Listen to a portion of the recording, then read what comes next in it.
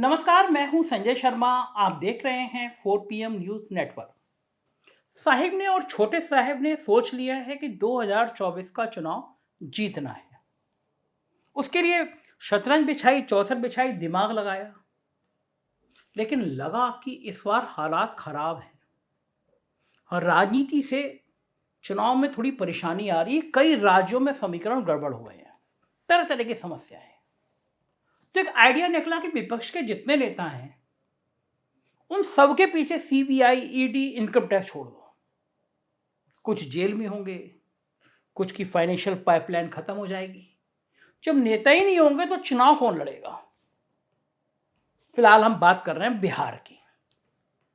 तेजस्वी यादव, लालू यादव लगातार छापे, सीबीआई के छापे, ईडी फिर बुला रहे हैं। लेकिन इन सब से क्या साहिब और छोटे साहिब बिहार में और परेशानी में पड़ने वाले हैं? मैं आज आपको विस्तार से समझाऊंगा कि बिहार के हालात साहिब की रणनीति से कैसे उल्टे पड़ रहे हैं। दरअसल बिहार में M/I समीकरण, मुस्लिम प्लस यादव का वोट 31% है, 31%। उसमें यदि नीतीश कुमार के स्वजातीय कुर्मी वोटों को जोड़ दें तो मामला 35% तक पहुंच जाता है। यानी महागठबंधन का जो तेजस्वी, लालू और नीतीश का बेस वोट है वो 35% है। ऊपर से चर्चा यह है कि आगामी लोकसभा चुनाव में महागठबंधन बिहार की 40 में से 12 सीटों पर ऊंची जाति के उम्मीदवार उतार सकता है। यानी यह गठबंधन का जो वोट बैंक है प्लस ऊंची जाति के उम्मीदवार। अब जरा एनडीए गठबंधन के बेस वोट को देख लीजिए तो 7.5% वैश्य, 1.5% काइस और चिराग पासवान की वजह से 4% हम मान लेते हैं पासवान वोट। मतलब कुल 13% का बेस वोट एनडीए यानी नरेंद्र मोदी जी के पास बिहार में है। सोचिए, कहां 35% और कहां 13%, कितना अंतर है। बिहार में ब्राह्मण, राजपूत, भूमियार और कुशवा वोटर किसी पार्टी के वोटर नहीं माने जाते, बल्कि इनकी अपनी अपनी जातियों के कैंडिडेट जिस सीट पर जिस पार्टी के पास होते हैं वो उसके साथ चले जाते हैं। ये खेल है। और रही बात बचे खुचे अति पिछड़े और महादलित वोटर की, तो उनमें से कुछ नीतीश कुमार के चेहरे पर, कुछ मोदी के चेहरे पर और कुछ आरक्षण के मुद्दे पर और कुछ जाति जनगणना के मुद्दे पर, कुछ पढ़े लिखे इन जातियों के लोग सरकारी भर्तियों के मुद्दे पर अपनी वोटिंग प्राथमिकताएं तय कर लेते हैं। कुछ अपनी जाति के कैंडिडेट के मुद्दे पर भी वोट कराते हैं। तो ऐसी स्थिति में भारतीय जनता पार्टी के लिए बेचैन करने वाली स्थिति आकर खड़ी हो जाती है। कई भारतीय जनता पार्टी के नेता तो अब दबी जबान में स्वीकार भी कर रहे हैं कि बिहार और महाराष्ट्र में बीजेपी का खाता भी पता नहीं खुलेगा या नहीं।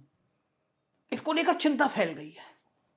भाजपा के कुछ यादव कैंडिडेट जैसे रामकृपाल यादव, हुकुमदेव नारायण यादव, पिता पुत्र दोनों, नित्यानंद राय वगैरह, ये सब यादव होने के नाम पर अपनी अपनी सीटों पर जो यादव वोट ले आते हैं, अब उन्हें भी यादव वोट मिलना मुश्किल हो सकता है। क्योंकि यदि तेजस्वी यादव की गिरफ्तारी हो जाती है तो इतना तय मानिए कि उनकी पार्टी सहानुभूति का ऐसा बवंडर पैदा कर सकती है और खुद लोकसभा चुनाव तक जमानत की अर्जी लगाएंगे नहीं और जेल में रहकर चुनावों में सहानुभूति बटोरने का प्रयास करेंगे, ये तय है। वैसे भी उनकी गर्भवती पत्नी को लेकर सहानुभूति कार्ड की शुरुआत हो चुकी है। जिस तरह कई घंटे तक उनकी प्रेग्नेंट वाइफ से पूछताछ करी ईडी ने, वो बेहोश हो गई। ये बात बिहार के स्वाभिमान के अंदर बहुत ज्यादा चर्चा का विषय बन चुकी है।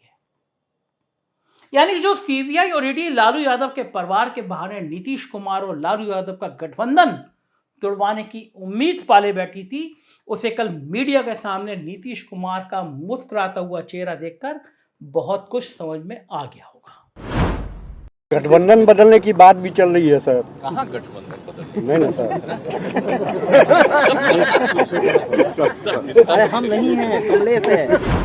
दरअसल भाजपा की दिक्कत ही यही है कि नीतीश कुमार के खिलाफ सीबीआई और ईडी तो भेजी नहीं जा सकती, है ही नहीं कोई मामला, क्योंकि उनकी छवि निहायत ईमानदार नेता की रही है। फिर किया क्या जाए? तो रणनीति यह बनाई गई कि तेजस्वी यादव पर दबाव बनाया जाए कि वो नीतीश बाबू का साथ छोड़ दे और खुद की सरकार बना ले और भाजपा विधानसभा से वॉकआउट करके तेजस्वी यादव की सरकार का बहुमत साबित करा देगी। लेकिन तेजस्वी यादव इस खेल को बखूबी समझते हैं और उन्हें लगता है कि यदि वे खुद मुख्यमंत्री बन जाएं तो भाजपा बिहार में यूपी की तरह मुस्लिम यादव वर्सेस ऑल का माहौल बनाकर पहले लोकसभा चुनाव में और उसके बाद विधानसभा चुनाव में बुरी तरह मसल देगी। तेजस्वी को यह भी पता है कि जैसे ही नीतीश कुमार के हाथ से मुख्यमंत्री पद छूटा वैसे ही नीतीश का वोट बैंक कुर्मी और अति पिछड़ा महादलित ये सब भी हिंदुत्व के नाम पर भाजपा के साथ जा सकता है।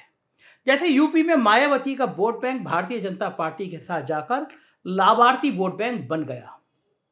लिहाजा लोकसभा चुनाव तक तेजस्वी किसी भी कीमत पर नीतीश कुमार को हटाने की सोच भी नहीं सकते और यदि नीतीश कुमार मुख्यमंत्री की कुर्सी पर तक लोकसभा चुनाव तक टिके रहे तो फिर तय मानिए कि बिहार में भारतीय जनता पार्टी को खाता खोलने में भी मुश्किल आ सकती है।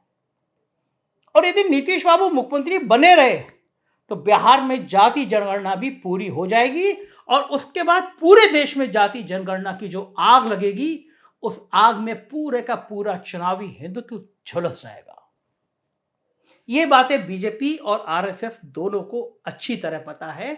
विश्वनाथ प्रताप सिंह ने तो मंडल के नाम पर अगड़ा और पिछड़ा यानी सिर्फ 2 भागों में बांटा था तो उसे संभालते संभालते साधारण बहुमत से दिल्ली तक पहुंचने में भाजपा को 24 साल लग गए। लेकिन यदि जाति जनगणना ने हिंदुत्व को पूरे देश में 3,500 भागों में बांट दिया तो क्या होगा, इसका अंदाजा भाजपा को हमसे और आपसे कहीं ज्यादा है। और यही वो वजह है जिससे साहेब और उनके नागपुर वाले साहेब की नींद उड़ी हुई है। नागपुर वाले साहेब तो कभी कभी पंडितों का नाम शनाप कह दे रहे हैं, भागवत जी, कभी हिंदू धर्म ग्रंथों को बुरा भला कह रहे हैं। जाति जनगणना के डर ने उन्हें मस्जिद जाने पर भी मजबूर कर दिया है। नीतीश कुमार का मुख्यमंत्री बने रहना आरएसएस और भाजपा दोनों के लिए एक बुरा सपना है और वो उनको एक पल भी बर्दाश्त करने को तैयार नहीं है।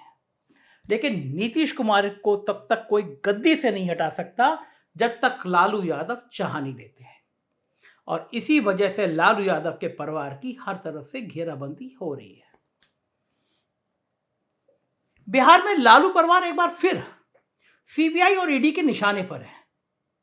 पिछले कई दिनों से सीबीआई और ईडी उनकी बेटियों, उनके रिश्तेदारों, उनके बेटे तेजस्वी यादव, उनकी पार्टी के कई नेताओं से पूछताछ करने में लगी है।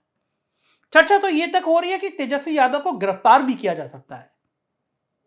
मामला दरअसल तब का है जब लालू यादव रेल मंत्री हुआ करते थे। बताइए कब का, यानी 2004 से 2009 के बीच का। इस बीच के 2 मामले हैं जिस पर जांच भी हुई, फाइनल क्लोज भी कर दी गई फाइलें, लेकिन मोदी सरकार आने के बाद 2 मामले फिर खोल दिए गए और एक मामला लैंड फॉर जॉब यानी रेलवे में नौकरी देने के बदले कथित तौर पर जमीन लेने का है। तो दूसरा मामला आईआरसीटीसी के होटल के लिए कथित तौर पर फर्जी कंपनियों को लीज पर जमीन देने का है। इन्हीं दोनों मामलों में लालू परिवार को घेरा जा रहा है, मगर बिहार में सहानुभूति पैदा हो रही है लालू परिवार के लिए। बहुत सीनियर जर्नलिस्ट हैं बिहार के पृष्ठभूमि से आते हैं, मुंबई रहते हैं। धनंजय जी, सुनिए वो क्या कह रहे हैं। देखिए, भ्रष्टाचार अब कोई मुद्दा नहीं रहा। पब्लिक को सबको पता है कि कोई भी राजनीतिक पार्टी हो, कोई भी नेता हो, चाहे किसी पार्टी का, सब भ्रष्ट। क्योंकि जनता का काम बिना जो है पैसे दिए होता नहीं। राशन कार्ड भी बनवाना हो तो उससे 2,000 खर्च करना पड़ता है। इसलिए जनता भ्रष्टाचार को मान चुकी है कि ये होगा, इसको ख़त्म नहीं किया जा सकता है। फिर बीजेपी जो इतनी बड़ी बड़ी रैलियाँ करती है, क्या उसमें पैसे नहीं लगते हैं? और पैसे लगते तो कहाँ से आते हैं? क्या वो लोग बीजेपी के लोग खेत बेच करके पैसे लगा रहे हैं? ये सबको पता है। तो जिस तरह से तेजस्वी के पीछे या कहिए लालू यादव के पीछे बीजेपी ने ईडी सीबीआई को लगा दिया है, ये आज से थोड़ी जांच कर रही है। क्या जांच करते हैं भाई? नीतीश कुमार ने बहुत सही कहा है कि आप 5 साल से जांच कर रहे हो, क्या जांच रहे हो? और सीबीआई बार बार छापे मार रही है। अभी जो ये बात चल रही है कि लालू जी ने खुद कहा है कि उनकी जो प्रेग्नेंट बहू है उसको परेशान किया। 16-16 घंटे आप बात कर रहे हैं, पूछताछ कर रहे हैं। क्या पूछना चाह रहे हैं? क्या निकला उनके यहाँ से? और ये जो गोदी मीडिया के चैनल है, चाँव चाँव कर रहे हैं कि ये निकला वो निकला। अरे भाई, अडानी के भैया जा कर के निकाल लेते हैं। क्या क्या निकला? पूरी दुनिया में हल्ला है, शेयर बाजार की क्या हालत है। तो इसका असर देखिए बिहार की जनता पे असर तो पड़ रहा है। और वहाँ पे एक जातीय समीकरण जब बनता है तो आप जब बीजेपी की बात करते हैं तो पता चलता है कि बीजेपी के साथ जो है सवर्ण की कुछ जातियाँ उनके साथ खड़ी है, ज़्यादातर नेता उनके लोग हैं। और कहीं हमें तो डर लग रहा है कहीं वहाँ जातीय संघर्ष न शुरू हो जाए, और शायद बीजेपी चाहती भी यही है कि वहाँ जो है यादव जाति के लोग जो है वो इमोशनल हो जाए, वो झगड़ा करने पे आ जाए, और वैसी स्थिति बनेगी तो फिर आप तेजस्वी के खिलाफ जो आप बोल सकते हो कि ये जंगल राज पार्ट 2 होने जा रहा है। लेकिन नीतीश कुमार अच्छी तरह इस बात को समझते हैं। नीतीश कुमार जानते हैं कि अगर ऐसा हुआ तो ये बीजेपी खेल खेल रही है, और जिससे जो है एक माहौल ऐसा बन जाए कि नीतीश कुमार या आरजेडी जो है वो बिहार में जंगल राज लाना चाह रहे हैं। तो बीजेपी का ये खेल नुकसान करने वाला है, और मुझे लगता है बीजेपी को ही नुकसान करेगा। और ये सियानी बिल्ली खंभा नोचे वाली बात है, क्योंकि बीजेपी को ये पता है कि नीतीश कुमार जिस तरफ जाएंगे सत्ता उधर घूम जाएगी। अब जो है नीतीश कुमार इस बात को अच्छी तरह जान रहे हैं कि ये जो कर रहे हैं लोग चाहते हैं कि नीतीश कुमार छोड़ करके चले जाएं, लेकिन ये पॉसिबल है नहीं। नीतीश कुमार इसीलिए वो देखिए कि जो राजनीति हुई है शूद्र को लेकर के, वो रामचरितमानस की जो चर्चा चली है, तो पिछड़ा जो है गोलबंद अगर हो गया इनके खिलाफ, उत्तर प्रदेश भी इनको नुकसान कर जाएगा। उत्तर प्रदेश में जो इतनी सीटें आई हैं इनको विधानसभा में चाहे लोकसभा में, उसकी वजह है कि पिछड़ा वर्ग इनके साथ खड़ा है हिंदू होने के नाम पर। लेकिन हिंदू होने के नाम पर आप हिंदू को ही परेशान कर रहे हो और जातीय बदला ले रहे हो, तो फिर जनता तो समझ रही है इस बात को। इसलिए देखिए कि केशव प्रसाद मौर्य से ज़्यादा बड़े नेता आज की तारीख में जो है पिछड़े समाज के स्वामी प्रसाद मौर्य हो गए, और अखिलेश यादव भी उनके पीछे आके खड़े हो गए। क्यों पीछे आके खड़े हुए? तो नीतीश कुमार की राजनीति बीजेपी समझे, नीतीश कुमार उनसे हार मानने वाले नहीं हैं। और यूपी बिहार के लोग जो है ना, ये सीबीआई ईडी इन लोगों से परेशान होते नहीं हैं।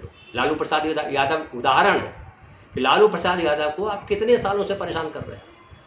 भ्रष्टाचार हुआ या नहीं हुआ, और भ्रष्टाचार हुआ कन्विक्ट हुए तो उसकी सज़ा भुगत रहे हैं। लेकिन आप बार बार एक ही चीज़ को, अगर भ्रष्टाचार उन्होंने किया है तो उसकी सज़ा देगी अदालत। आप इस तरह से क्यों इस्तेमाल कर रहे हो? जो दिख रहा है कि आप जो कर रहे हो वो नैतिक नहीं है।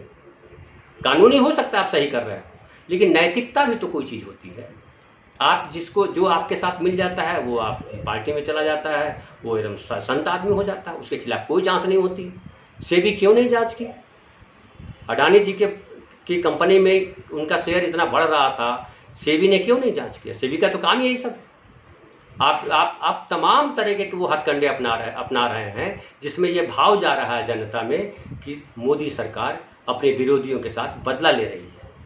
तो ये जब पब्लिक में ये चला जाएगा तो बीजेपी को मुंह की खानी पड़ेगी। मुझे लगता है बीजेपी को इन सब चीज़ों से अब नुकसान होने वाला है। मगर आज हम इस मामले के कानूनी और तकनीकी पहलुओं के नहीं बल्कि राजनीतिक पहलुओं की चर्चा करेंगे, क्योंकि कानून और तकनीकी मामलों को देखने के लिए न्यायालय है, और साथ ही न्यायालय के शब्दों में पिंजड़ा बंद तोते सीबीआई और ईडी वगैरह वगैरह भी हैं, लिहाजा ये उन पर ही छोड़ देते हैं।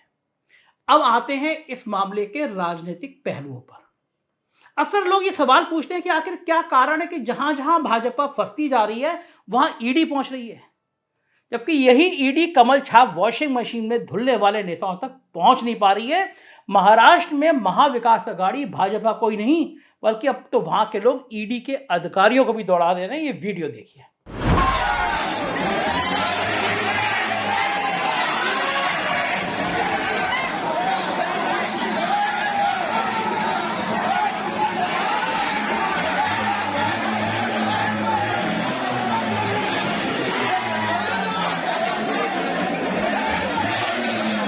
दिल्ली में ना तो भाजपा के हाथ में विधानसभा रही, ना ही एमसीडी। ऐसे में केजरीवाल साहब के दो best performing minister Manish Sisodia, Satyendra Jain ED की गिरफ्त में हैं, और अब लालू परिवार पर निशाना।